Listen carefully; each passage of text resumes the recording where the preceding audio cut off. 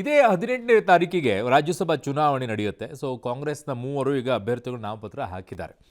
ನಿನ್ನೆ ಎಐಸಿ ಅಧ್ಯಕ್ಷ ಮಲ್ಲಿಕಾರ್ಜುನ್ ಖರ್ಗೆ ಅವರು ನಾಮಪತ್ರ ಹಾಕಿದರು. ಇವತ್ತು ಮನ್ಸೂರ್ ಅಲಿ ಖಾನ್, ಪವನ್ ಖೇರಾ ನಾಮಪತ್ರ ಸಲ್ಲಿಸಿದ್ದಾರೆ. ಇಬ್ಬರು ಕಾಂಗ್ರೆಸ್ ನಾಯಕರ ನಾಮಪತ್ರ ಸಲ್ಲಿಕೆ ವೇಳೆ ಸಿಎಂ ಡಿಕೆ ಶಿವಕುಮಾರ್ ಇದ್ದರು. ಆ ಜೊತೆಗೆ ಮಾಜಿ ಸಿಎಂ ಸಿದ್ದರಾಮಯ್ಯನವರು, ಯತೀಂದ್ರ ಸಿದ್ದರಾಮಯ್ಯನವರು ಹಾಜರಿದ್ದರು.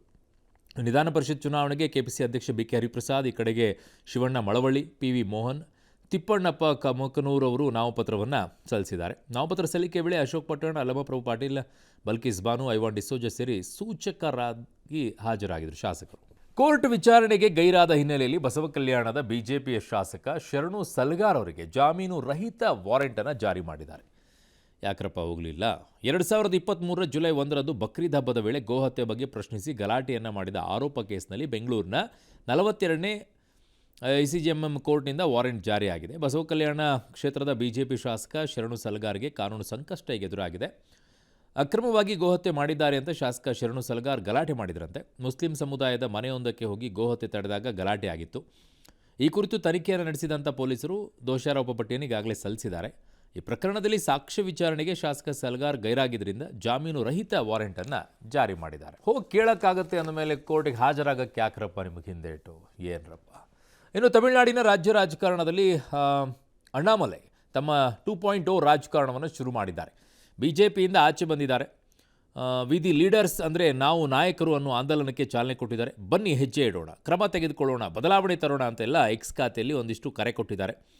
ತಮ್ಮ ರಾಜಕೀಯ ಆಂದೋಲನಕ್ಕೆ ಸೇರ್ಕೊಳ್ಳೋಕ್ಕೆ ಕರೆ ಕೊಟ್ಟ ಮೇಲೆ ಒಟ್ಟು 10 ಲಕ್ಷ ಜನ ವೆಬ್ಸೈಟ್ನಲ್ಲಿ ನೋಂದಣಿ ಮಾಡಿದಾರಂತೆ. ಜನ ಸೇರ್ಕೊಂಡ್ಬಿಟ್ಟಿದ್ದಾರೆ 10 ಲಕ್ಷ ಜನ. ಇನ್ನೂ ಕೂಡ ನೋಂದಣಿ ಆಗ್ತಾನೇ ಇದೆ ಅಂತೆ. ಸೊ ಒಂದು ಆಂದೋಲನ ಮೂಲಕ ಮುಂದಿನ ವಿಧಾನಸಭಾ ಚುನಾವಣೆ ಮೇಲೆ ಅಣ್ಣಾಮಲೈ ಕಣ್ಣಿಟ್ಟಿದ್ದಾರೆ. ಸದ್ಯ DMK ಪ್ರಭಾವವನ್ನು ವಿಜಯ್ ಬಹುತೇಕ ತಮ್ಮ ತೆಕ್ಕೆಗೆ ತೊಗೊಂಡ್ಬಿಟ್ಟಿದ್ದಾರೆ. AIDMK ಪಕ್ಷವನ್ನು ಪಕ್ಕಕ್ಕೆ ತಳ್ಳಿ ಆ ಜಾಗಕ್ಕೆ ತಮ್ಮ ಪಕ್ಷ ತರೋಕ್ಕೆ ಅಣ್ಣಾಮಲೈ ಯತ್ನಿಸ್ತಾ ಇದ್ದಾರೆ. ಮತ್ತೆ ತಮಿಳುನಾಡಿನಲ್ಲಿ 2 ಹೊಸ ಪ್ರಭಾವಿ ರಾಜಕೀಯ ಶಕ್ತಿ ಕೇಂದ್ರಗಳು ಆಗಬಹುದು ಅನ್ನೋ ಕುತೂಹಲ ಈಗ ನಡೀತಾ ಇದೆ. ಇನ್ನು ದೆಹಲಿಗೆ ಹೋಗೋಣ. ಜಂತರ್ ಮಂತರ್ನಲ್ಲಿ ಕಾಕ್ರೋಚ್ ಜನತಾ ಪಾರ್ಟಿ ಬೃಹತ್ ಪ್ರತಿಭಟನೆಯನ್ನು ಮಾಡಿದೆ.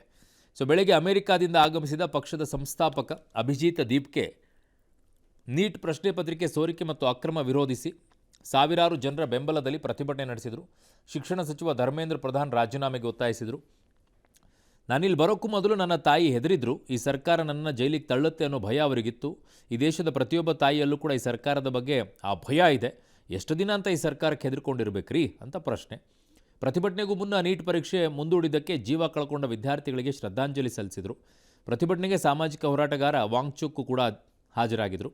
ಮತ್ತೊಂದು ಕಡೆಗೆ AISA ಮತ್ತು SFI ವಿದ್ಯಾರ್ಥಿ ಸಂಘಟನೆ ಕೂಡ ಭಾಗಿಯಾಗಿದ್ದು ಆಜಾದಿ ಘೋಷಣೆಗಳು ಕೇಳಿಬಂದಿದ್ದು. ಸೇಮ್ ನಾನು ದೆಹಲಿಯಲ್ಲಿದ್ದಂಥ ಸಂದರ್ಭದಲ್ಲಿ ರೀ, ಆವಾಗ ಅಣ್ಣಾ ಹಜಾರೆ ಅವರು ಈ ರೀತಿ ಪ್ರತಿಭಟನೆ ಮಾಡ್ತಾಯಿದ್ರು. ಇದೇ ದೆಹಲಿ ಜಂತರ್ ಮಂತರದಲ್ಲಿ ಇಂಥದ್ದೇ ಆಜಾದಿ ಘೋಷಣೆಗಳು ಕೂಗ್ತಾ ಇತ್ತು. ಆಮೇಲೆ ಅಣ್ಣಾ ಹಜಾರೆ ಅವರು ಬಂದು ಮಹಾರಾಷ್ಟ್ರದಲ್ಲಿ ಕೂತ್ಕೊಂಡ್ರು.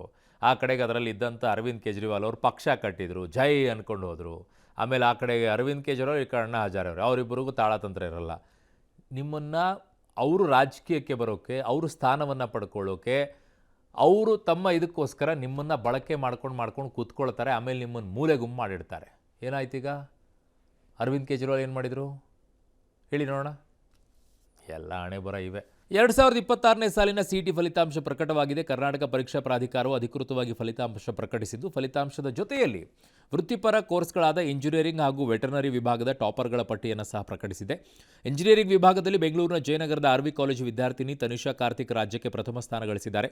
ಇನ್ನುಳಿದಂತೆ ಸೃಜನ್ ದ್ವಿತೀಯ ಸ್ಥಾನ ಪಡೆದರೆ ನಿನಾದ್ ವಶಿಷ್ಠ ತೃತೀಯ ಸ್ಥಾನ ತಮ್ಮದಾಗಿಸಿಕೊಂಡಿದ್ದಾರೆ.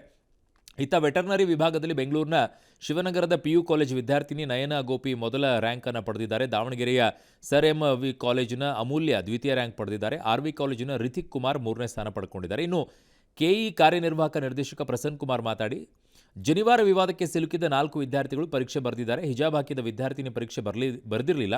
ಹೀಗಾಗಿ 3 ವಿಷಯಗಳ ಸರಾಸರಿ ಅಂಕ ನೀಡಿ ಆಕೆಗೆ ರ್ಯಾಂಕ್ ಕೊಟ್ಟಿದ್ದೇವೆ ಅಂತ ಹೇಳಿದ್ದಾರೆ. ಖುಷಿ ಆಗ್ತಿದೆ. ಟಾಪ್ 10 ಅಲ್ಲಿ ಬರ್ತೀನಿ ಅಂತ ಅಂದ್ಕೊಂಡೆ, ಆದರೆ ಫಸ್ಟ್ ರ್ಯಾಂಕ್ ಬಂದಿದ್ದು ತುಂಬ ಖುಷಿ ಆಗ್ತಿದೆ. ಕನಸು ಕಾಣ್ತಿದ್ದೆ, ಅದು ಕೊನೆಯಲ್ಲಿ 2 ವರ್ಷ ಆದಮೇಲೆ ಇಷ್ಟು ರಿಸಲ್ಟ್ ಬಂದಿದ್ದು ತುಂಬ ಖುಷಿ. ಪ್ರತಿದಿನ ಕಾಲೇಜಲ್ಲಿ ಚೆನ್ನಾಗಿ ಗಮನ ಕೊಡ್ತಿದ್ದೆ. ಟೀಚರ್ಸ್ ಎಲ್ಲ ಟ್ರೈನ್ ಮಾಡುವಾಗ PU ಬೋರ್ಡಲ್ಲಿ 2nd ರ್ಯಾಂಕ್ ಬಂದಿತ್ತು.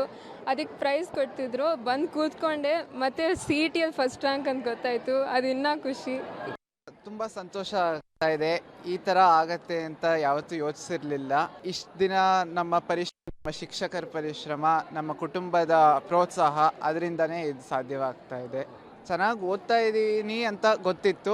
ಯಾವಾಗಲೂ ಎಕ್ಸಲೆನ್ಸಿಗೆ ಟ್ರೈ ಮಾಡ್ತಾ ಇದ್ದೆ. ರ್ಯಾಂಕ್ ಎಷ್ಟು ಬರುತ್ತೋ ಅದು ಸೆಕೆಂಡರಿ. ಮನಸ್ಪೂರ್ವಕವಾಗಿ ಓದಿರೋದ್ರಿಂದ ಇದು ಸಾಧ್ಯವಾಗ್ತಾ ಇದೆ ಅಂತ ಹೇಳ್ತಾ ಇದ್ದೀನಿ. ಹಿಜಾಬು ಕಾರಣಕ್ಕೋಸ್ಕರ ಪರೀಕ್ಷೆ ಬರೆದಿಲ್ದಿರ ಮಗುಗೆ ನಾವು ಕೇಳಿದ್ವಿ, ನೀನು ಮರು ಪರೀಕ್ಷೆ ಬರೀತೀಯಾ ಅಥವಾ ಈ ಥರ ಅವರೇಜಲ್ಲಿ ಮಾಡ್ತೀವಿ ಅಂತ. ಅವರು ಲಿಖಿತವಾಗಿ ನನಗೆ ಈ ಹಂತದಲ್ಲಿ ಪರೀಕ್ಷೆ ಬರೆಯೋ ಮನಸ್ಥಿತಿ ಇಲ್ಲ, ಅವರೇಜ್ ಮಾರ್ಕ್ಸಲ್ಲಿ ಕೊಟ್ಟು ನನಗೆ ರ್ಯಾಂಕ್ ಕೊಡಿ ಅಂತ ರೇಟಿಂಗಲ್ಲಿ ಕೊಟ್ಟರು. ಜನಿವಾರದ್ದು ವಿದ್ಯಾರ್ಥಿಗಳು ಪರೀಕ್ಷೆಯನ್ನು ಬರೆದಿದ್ರು, ಆದರೂ ಸಹ ನಮ್ಮ ಇಂದಿನ ಸಚಿವರು ಅವರಿಗೂ ಒಂದು ಅವಕಾಶ ಕೊಡಿ ಅಂತ ಹೇಳಿದರು. ಅವರಿಗೆ ನಾವು ಫಿಸಿಕ್ಸ್ ಮಾತ್ರ ಬರೆಯೋದಕ್ಕೆ ನಿಮಗೆ ಇಷ್ಟ ಇತ್ತು ಅಂತಂದರೆ ನಾವು ಪರೀಕ್ಷೆ ಕೊಡೋದಕ್ಕೆ ಸಿದ್ಧರಿದ್ದೀವಿ ಅಂತ ನೋಟಿಸ್ ಕೊಟ್ಟಿದ್ವಿ.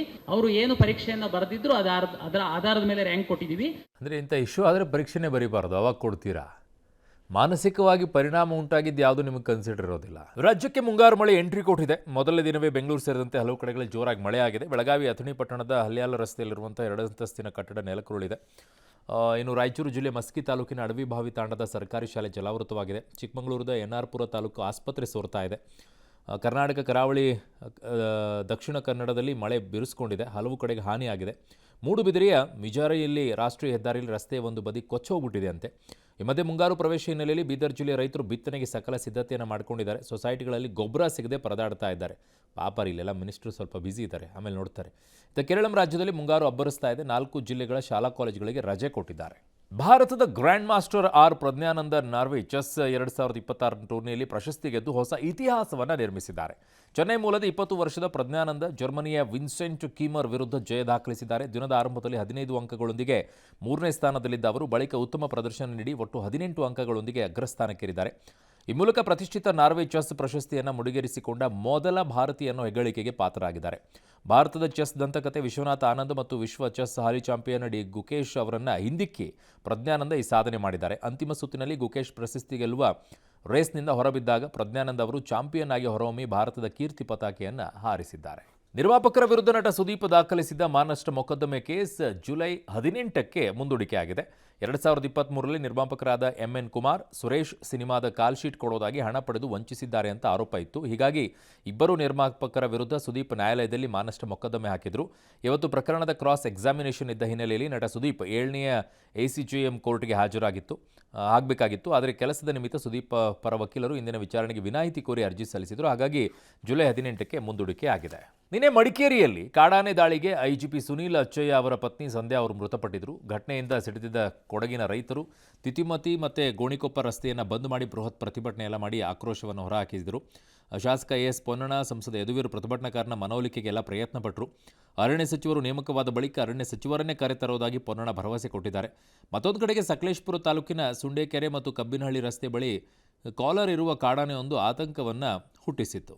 ಪಶ್ಚಿಮ ಬಂಗಾಳದ TMC ಪಕ್ಷದಲ್ಲಿ ರಾಜಕೀಯ ಬಿಕ್ಕಟ್ಟು ಮುಂದುವರೆದಿದೆ. ಮಮತಾ ಬ್ಯಾನರ್ಜಿ ಮಾತಿಗೆ ಕವಡೆ ಕಾಸಿನ ಕಿಮ್ಮತ್ತಿಲ್ದಂಗೆ ಆಗ್ಬಿಟ್ಟಿದೆ. ಮಮತಾ ಬ್ಯಾನರ್ಜಿ ಕರೆದಿದ್ದ ಸಭೆಗೆ ಪ್ರಮುಖ ಶಾಸಕರು, ಸಂಸದರು ಗೈರಾಗ್ಬಿಟ್ಟಿದ್ರು. ಇದು ದೀದಿ ಪಕ್ಷದ ಮೇಲೆ ಹಿಡಿತ ಕಳೆದುಕೊಂಡಿರೋದಕ್ಕೆ ಸಾಕ್ಷಿಯಾಗಿದೆ. ಅಧಿಕಾರದಲ್ಲಿದ್ದಾಗಷ್ಟೇ ಬೆಲೆ. ನಿನ್ನೆ 2ನೇ ಬಾರಿಗೆ ತಮ್ಮ ನಿವಾಸದಲ್ಲಿ ಶಾಸಕರು, ಸಂಸದರ ಸಭೆಯೆಲ್ಲ ಕರೆದಿದ್ದಾರೆ. ಈ ಸಭೆಯಲ್ಲಿ 8 ಶಾಸಕರು ಮತ್ತು 6 ಸಂಸದರು ಮಾತ್ರ ಭಾಗಿಯಾಗಿದ್ದರಂತೆ. ಸಿಕ್ಕಾಪಟ್ಟೆ ಈಗ ಆಂತರಿಕ ಬಿರುಕಂತೆ.